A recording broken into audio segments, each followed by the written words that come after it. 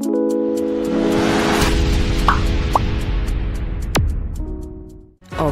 adalah seni.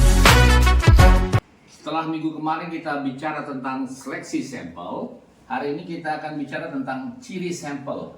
Dan ciri sampel ini perlu mahasiswa ingat adalah erat hubungannya dengan kriteria inklusi ya. Jadi apa itu? Nah, yang pertama adalah jenis kelamin. Jadi kita tahu bahwa ada kalanya uji klinik obat terbatas untuk jenis kelamin tertentu.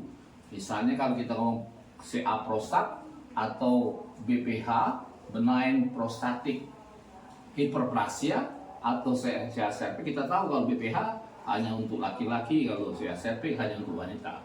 Ya, itu terbatas pada jenis kelamin tertentu.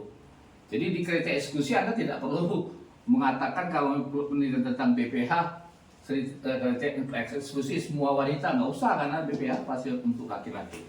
Oke, nah WHO menetapkan bahwa wanita hamil dan FDA menetapkan wanita hamil dan menyusui, kemudian menas ya untuk wanita di bawah, ada yang ngomong 12 tahun sampai 13 tahun, itu tidak diikutsertakan dalam launching obat ya. Fase 3 uji klinik tidak diikutsertakan, tidak boleh. Ini kelompok ini disebutlah kelompok risiko dalam uji klinik ya. Jadi menas tidak diikutsertakan untuk fase 3 dalam uji klinik obat.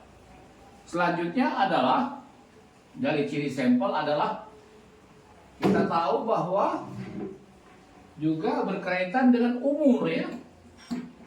Ya, anak di bawah 2 tahun, manula di atas 65 tahun tidak diikutsertakan dalam penelitian menurut FDA gitu ya. Makanya kemarin Sinovac banyak yang ribut yang mempunyai anak-anak balita sama orang-orang tua yang di atas 65 tahun.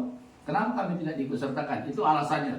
Dan ini juga disebut kelompok risiko. Nanti terakhir kelompok risiko adalah orang yang tidak mempunyai organ atau sudah mengalami operasi, misalnya hysterektomi segala macam. Dan yang ketiga yang tidak kalah penting adalah etnis dan ras. Obat-obat tertentu berpengaruh ya. Misal kulit putih. Kita tahu kalau kulit putih biasanya astilator cepat. Kalau kita Indonesia itu orientalis ya. Kulit sawo matang itu katanya astilator lambat. Ada juga yang astilator terhadap prokainamid ya. Kemudian kalau kulit hitam kita tahu misalnya Primaquine itu defisiensi G6PD ya yang menyebabkan block water fever. Kalau NH itu menyebabkan biasanya jaundice ya pada kulit putih. Nah, yang terakhir salah satu contoh, misalnya ini hati-hati untuk para anestesi ya. Anestesiologi kalau menyuntik succinylcholine pada pasien yang defisiensi pseudocholine esterase. Ini akan terjadi apnu. Ya.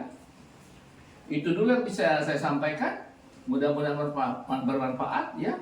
Silakan subscribe, follow, and share. Ciao.